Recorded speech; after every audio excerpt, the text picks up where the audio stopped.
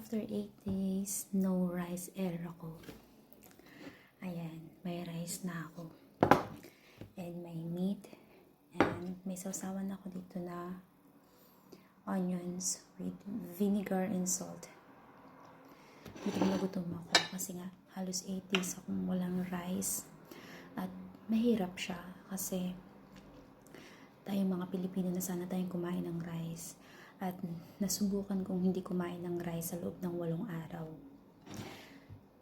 So, ngayong araw kakain ako ng rice. Ayan.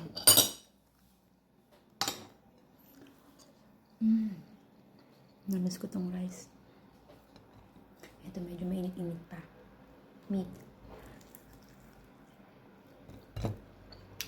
Wow! Kain tayo.